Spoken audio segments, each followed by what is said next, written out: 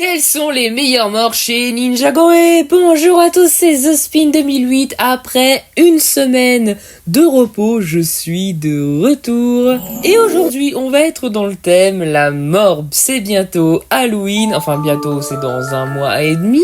Mais n'empêche que Halloween arrive à grands pas et nous allons voir toutes les morts, non pas les classer des meilleurs parce que ça se fait pas pour nos très chers personnages, mais nous allons voir les 5 meilleurs, entre guillemets, morts chez Ninjago. On ne perd pas plus de temps, c'est parti!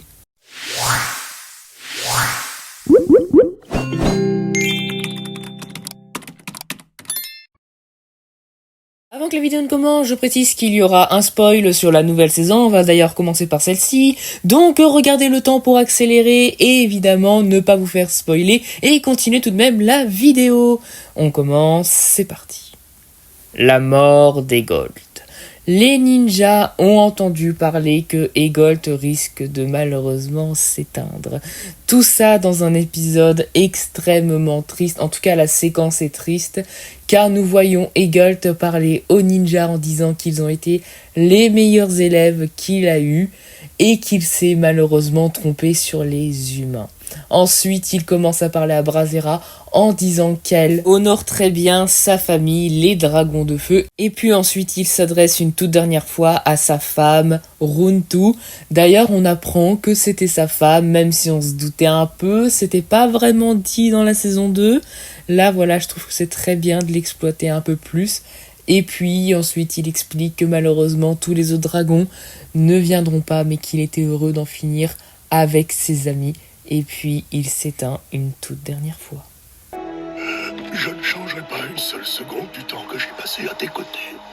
Adieu, mon amour.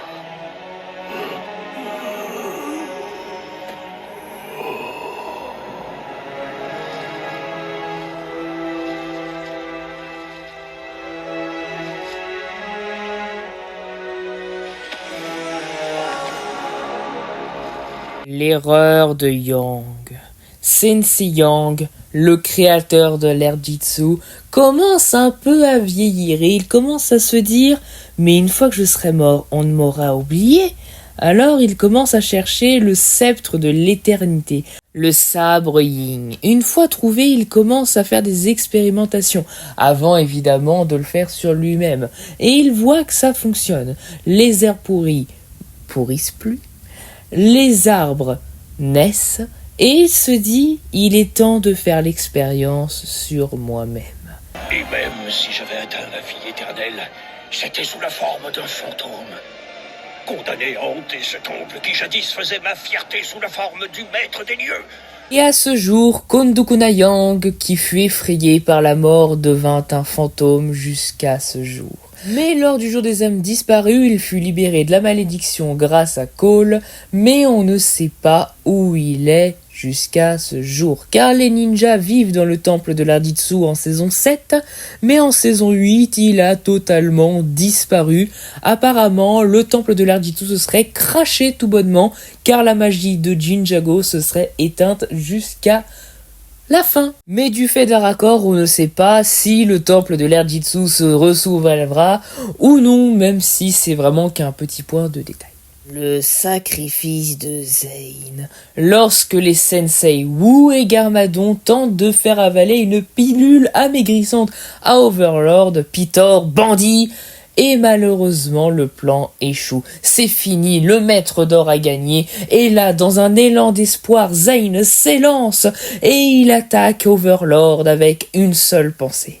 Ce n'est pas une question de chiffres, mais de famille. Et puis il concentre son énergie de glace, de foudre et tout ce qu'il a en lui. Et il se déchaîne et il explose.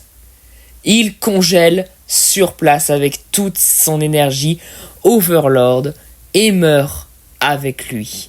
Ainsi s'éteint le ninja blanc pour toujours.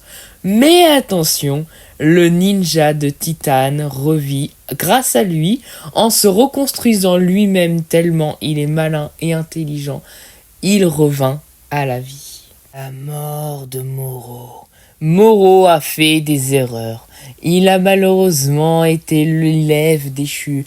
Mais sous un élan d'espoir, lorsque Maître Wu lui propose son aide, même après avoir refusé, il comprend. Et là, Moro, le maître du vent, le plus grand méchant de tout Ninjago, revint la lumière et puis...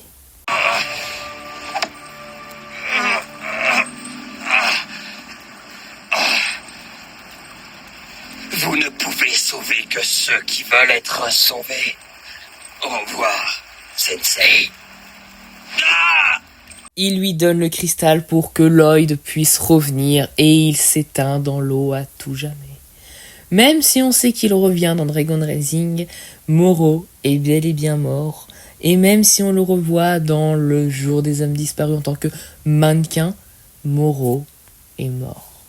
You won't make the same mistake again, mistake. C'est ce qu'aura dit Garmadon avant d'assassiner de main froide Mistake.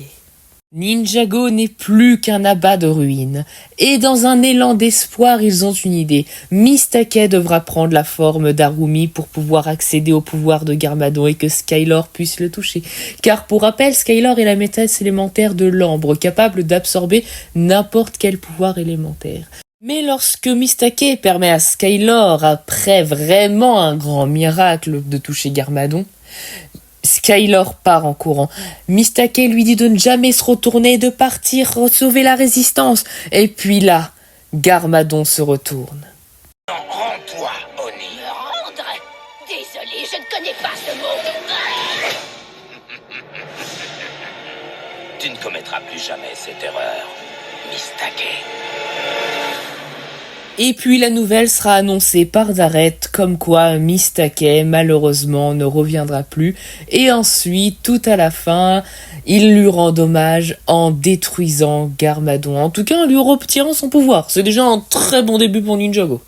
Il y en a également plein d'autres, le sacrifice de Garmadon, mais qui je trouve n'est pas le meilleur car Garmadon revient. Je sais que certains comme Zane reviennent ou Moro, mais je trouve que Garmadon, c'est pas, voilà, elle est un peu trop connue à mon goût, mais celle de Zane, il fallait que je la place quand même. Après, il y a évidemment la mort de Samukai qui est un peu la trahison, mais bon, qui est pas assez émouvante. Il y a également celle de Chen, sauf qu'on se dit yes! Donc je trouve qu'elle est pas assez triste pour qu'on puisse la mettre. Donc j'espère que vous avez aimé cette vidéo. Si vous l'avez aimé, n'hésitez pas à me mettre un like. On aura peut-être une partie 2 où je passerai du coup celle-ci. Et qui sait, on sera peut-être, attention spoiler, Kirasami dans le tombeau de sarcophage, dans le royaume des ténèbres, et qui sera peut-être la mort la plus terrifiante de Ninjago. On se dit à la prochaine, c'était The Spin 2008, bye!